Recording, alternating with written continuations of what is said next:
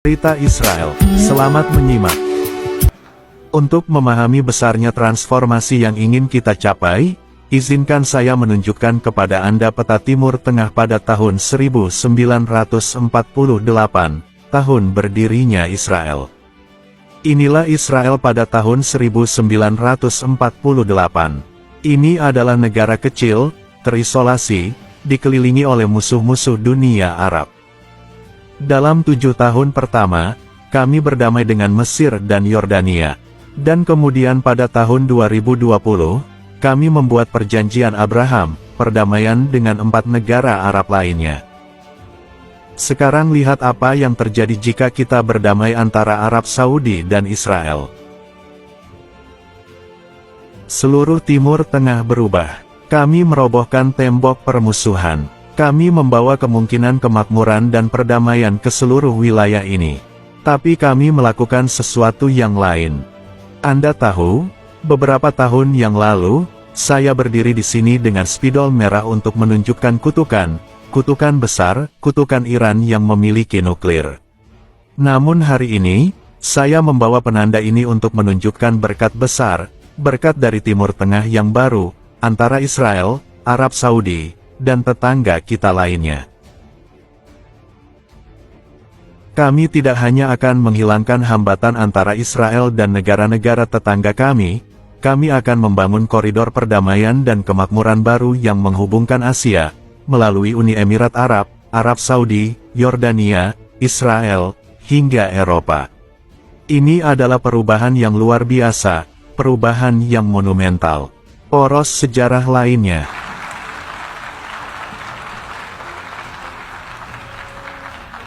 Kini, seiring dengan meluasnya lingkaran perdamaian, saya percaya bahwa jalan nyata menuju perdamaian sejati dengan tetangga kita di Palestina akhirnya bisa tercapai.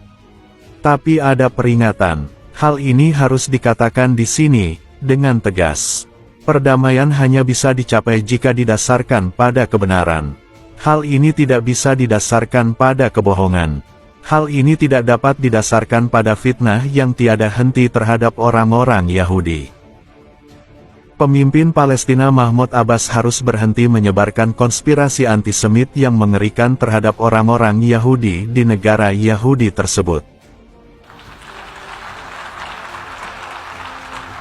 Maksud saya, dia baru-baru ini mengatakan bahwa Hitler bukanlah seorang antisemit. Anda tidak bisa mengada-ada.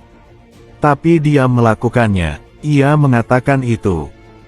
Dan otoritas Palestina harus berhenti mengagung-agungkan teroris.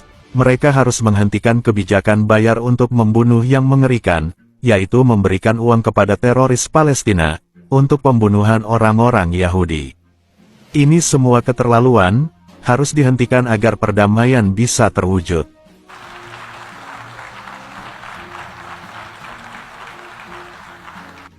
Dan antisemitisme harus ditolak dimanapun ia muncul, baik di kalangan kiri atau kanan, baik di gedung universitas atau di gedung PBB.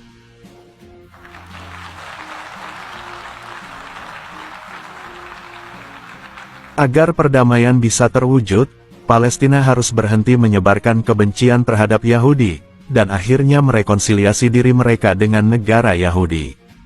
Yang saya maksudkan bukan hanya keberadaan negara Yahudi, namun juga hak orang-orang Yahudi untuk memiliki negara sendiri di tanah air bersejarah mereka, tanah Israel.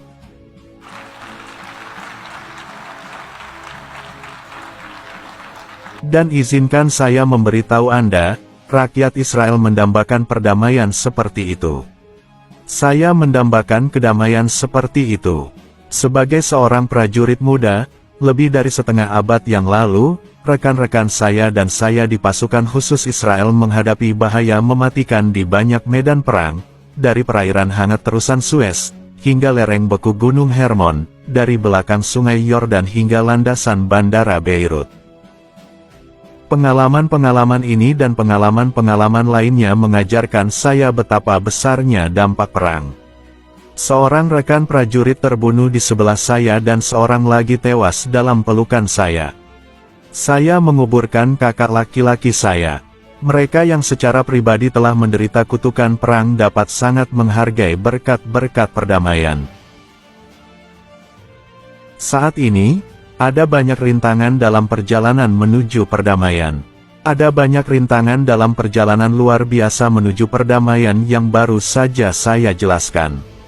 Namun saya berkomitmen untuk melakukan segala yang saya bisa untuk mengatasi rintangan ini, untuk menciptakan masa depan yang lebih baik bagi Israel, dan seluruh masyarakat kita, semua masyarakat di kawasan kita.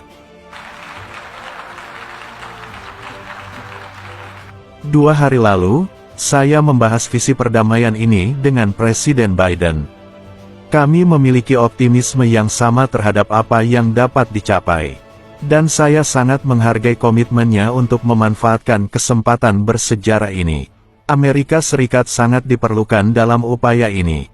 Dan sama seperti kita mencapai kesepakatan Abraham, dengan kepemimpinan Presiden Trump, saya yakin kita dapat mencapai perdamaian dengan Arab Saudi, dengan kepemimpinan Presiden Biden.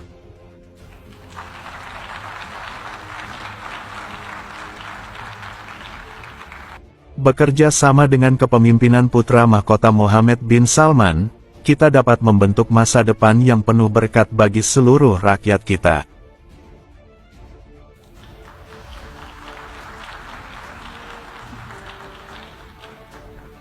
Nah, Anda tahu, hadirin sekalian, Anda tahu, ada lalat di dalam salep ini. Karena yakinlah, kelompok fanatik yang berkuasa di Iran akan melakukan segala cara untuk menggagalkan perdamaian bersejarah ini. Iran terus menghabiskan miliaran dolar untuk mempersenjatai proksi terornya. Mereka terus memperluas tentakel terornya di Timur Tengah, Eropa, Asia, Amerika Selatan, bahkan Amerika Utara. Mereka bahkan mencoba membunuh Menteri Luar Negeri Amerika Serikat. Mereka bahkan mencoba membunuh Penasihat Keamanan Nasional Amerika Serikat. Hal ini memberitahu Anda semua yang perlu Anda ketahui tentang niat membunuh Iran dan sifat membunuh Iran. Iran terus mengancam jalur pelayaran internasional, menahan warga negara asing untuk meminta tebusan, dan terlibat dalam pemerasan nuklir. Selama setahun terakhir, hantu pembunuhnya telah membunuh ratusan orang dan menangkap ribuan warga Iran yang pemberani.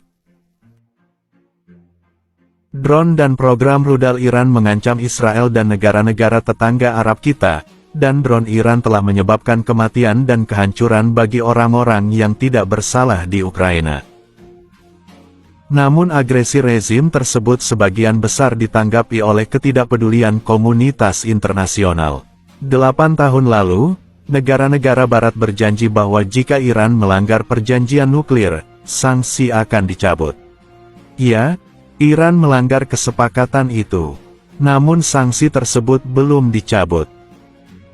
Untuk menghentikan ambisi nuklir Iran, kebijakan ini harus diubah. Sanksi harus dicabut kembali. Dan yang terpenting, Iran harus menghadapi ancaman militer yang dapat dipercaya.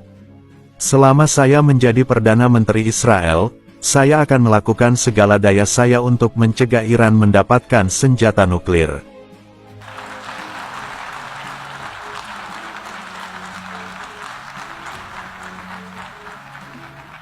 Dengan kata lain, kita juga harus mendukung perempuan dan laki-laki pemberani di Iran yang membenci rezim dan mendambakan kebebasan. Siapa yang berani berdiri di trotoar Teheran dan kota-kota lain di Iran dan menghadapi kematian? Rakyat Iranlah, bukan para penindasnya, yang merupakan mitra nyata kami demi masa depan yang lebih baik.